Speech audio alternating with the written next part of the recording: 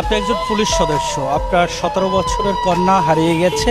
আপনি অভিযোগ করেছেন যে তাকে অপহরণ করা হয়েছে। আপনি কেন মনে করছেন যে তাকে অপহরণ করা হচ্ছে? আমি তো বাংলাদেশ পুলিশ সদস্য, যে তো পরিচয় জেনে গেছে। আমি বগুড়া জেলা আদমদিঘি থানায় কর্মরত আছি। তো আমি সপরিবার নিয়ে বসবাস করি আদমদিঘিতে। আমার মেয়েকে আদমদিঘি থেকে অপহরণ করা হয়। সিএনজিতে বহিরাগত কি ছেলে পেলে আসে, আমার মেয়েকে জোরপূর্বক নিয়ে যায়। ওখানকার স্থানীয় দোকানদারেরা দেখেছে।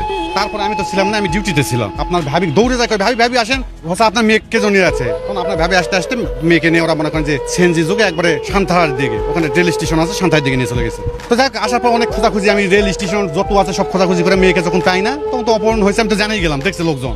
তখন আমি যে থানায় কর্মরত, ওই থানায় আমি মামলা করতে গেলাম। ওসি মামলা নেয় না ভাই। ওসি আমার কাছে টাকা চাই। টাকাটা তোমার মেয়েকে আমি দিনের মধ্যে উদ্ধার করে দিচ্ছি, কিভাবে করে দেওয়া লাগে। তখন আমি বললাম, স্যার আমি কনস্টেবলের চাকরি করি, আমি কয় টাকা বেতন পাই, আর আমি এই ডিপার্টমেন্টে 22 বছর শ্রম দিলাম। আপনি আমার কাছে এই কথা বলতেছেন, এটা কোনো কথা হলো? আমি তো অনেক অফিসারের সঙ্গে চাকরি করছি, কত ভালো ভালো স্যার পেয়েছে। আপনি কথা বলেন, তুমি এখান থেকে যাও, কিভাবে কি করা লাগে আমি মামলা করবো, যাও। তুমি মামলা নেবেন না? আমি মামলা নিব না, আমার মামলা নেয়নি, কাগজ দিয়েছি অনেক, সে মামলা নেবে না। তখন আমি বাধ্য হয়ে এক পরিচিত আমার ডিআইজি স্যার আছে, ওনাকে ফোন করলাম। উনি কাছে ওসিকে ফোনটা দেও। তো ওসি স্যারকে ফোন দিলাম। ওসি স্যার সঙ্গে যখন কথা বললো, তখন উনি মামলা তো করলেন, তখন একটা জিডি নিল। সে জিডিটা ছিল অনেক নর্মাল জিডি। আমি পিতা হিসেবে তখন আমার মেয়ে হারা গেছে, তখন পাগলের মতো জিডি কি লেখলো না লেখলো অত তখন আমি দেখিনি।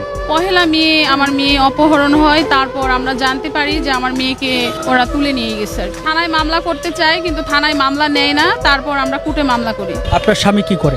আমার স্বামী পুলিশে জব করে। একজন পুলিশ সদস্যর মেয়ে অপহরণ হয়েছে, সেই অপহরণের পরেও এখন পর্যন্ত উদ্ধার হয়নি তার মেয়ে। এই বিষয়টা আপনি কিভাবে দেখেন? আমার কিছু বলার নেই, আমি বলতে বলতে বলতে বলতে আর কিছু বলার নেই। আমার মেয়েকে আমি চাচ্ছি, আমি ঘুমাইতে পারতেছি না, খাইতে পারতেছি না, মানে আমি কি করব?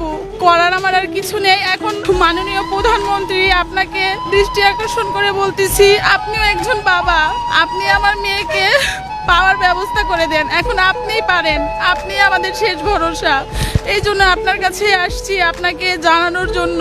1 তারিখে জিডি করার পর 3 তারিখে জয়পুরহাট জেলার 5বি থানা ওসি আমাকে ফোন কলের মাধ্যমে জানায় আপনার মেয়ে উদ্ধার হয়েছে, থানায় এসে আপনার মেয়েকে আপনি নিয়ে যান। তখন আমার মেয়েকে নিতে গেলাম। মামলার আয়ু, এন্তাজুল হক, নারী কং, পুরুষ কং সবাই মিলে আমরা আমার মেয়েকে নিতে গেলাম 5বি থানায়। যায় ওসির কক্ষে OC, Bagjana UP chairman Nazmul আর আসামিদের নিয়ে এক জায়গায় ওসি বৈঠকে বসছে। বসার পর ওসি, নাজমুল আর আসামিরা আমাকে বলে, না দাবিনামায় সই করতে হবে, আপনি মামলা করতে পারবেন না অপহরণ বিষয়ে কোনো, তাহলে আপনার মেয়েকে আমরা দিব, মেয়ে আমাদের কাছে আছে। এখনো কি থানা হেফাজতে আপনার মেয়ে আছে? এরা তো মেয়েকে গুম করে রাখছে। এরা তো নিজেই বলতেছে না দাবি সই করেন, মেয়েকে নিয়ে যান। যখন আমি দিতে অস্বীকার করলাম, তখন ওসির সামনে থেকে চেয়ারম্যান আসামিদেরকে নিয়ে পালিয়ে চলে গেল। মেয়েক তো নিয়ে আসেনি, মেয়েক তো ওখানে হাজির করাইনি। কিন্তু নিয়ম, যে কোনো মিটিং বা কিছু হলে পরে ভিকটিমকে নিয়েই তো এটা আলোচনা হবে। মেয়েকে না নিয়ে এসে গেলে আলোচনা হচ্ছে যে ওসি, চেয়ারম্যান সবাই আমাকে শর্ত দেয়, না দাবি সই করেন, মেয়ে আমাদের বাড়িতে আছে, আমরা মেয়েকে নিয়ে এসে আপনার হাতে দেবো, না দাবি নামে সই করেন, মামলা করতে পারবেন না। একজন পুলিশ সদস্য হয়েও আপনি আইনি সহযোগিতা পেলেন না। আপনি কি মনে করেন যে বর্তমান অবস্থায় আইনি সহায়তা আসলে সাধারণ মানুষ পাচ্ছে? কোনোভাবেই না। আমি যদি পুলিশ সদস্য হয়, যদি আমি আমার মেয়ের বিচার পাচ্ছি না, একজন পুলিশের মেয়ে মানে অল বাংলাদেশ পুলিশের মেয়ে আমি মনে করি। আজকে যদি এটা ওসির মেয়ে হতো, ওসি কি ওখানে বসে থাকতো চেয়ারে? উনি দেখতেন যে 1 ঘন্টার ভিতরে মেয়ে কোথায় আছে, দৌড়াদৌড়ি ইয়ে করতো। এসপির মেয়ে হলে কি করতো, আইজির মেয়ে হলে কি করতো, কতটা ভালো করে বোঝেন। আমি কনস্টেবল বলে কি আমি মানুষ না? আমি বাংলাদেশের সাধারণ নাগরিক না? আমি একজন পিতা না?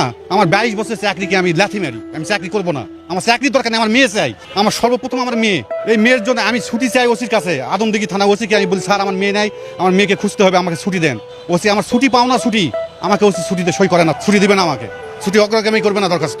লাস্টে বাধ্য হয় আমি অতিরিক্ত নোটিশ দেই ওসিকে যে আপনি ইয়া করেন, আমি কর্মস্থল ত্যাগ করলাম, আমার মেয়ে উদ্ধার না পর্যন্ত আমি কর্মস্থল ত্যাগ করলাম, এই নোটিশ নেন। তিনি ওটাও নিবে না, পাক মারে ফেলে দেয়। তখন আমি সার্কেলের কাছে গেলাম, সার্কেল নিল।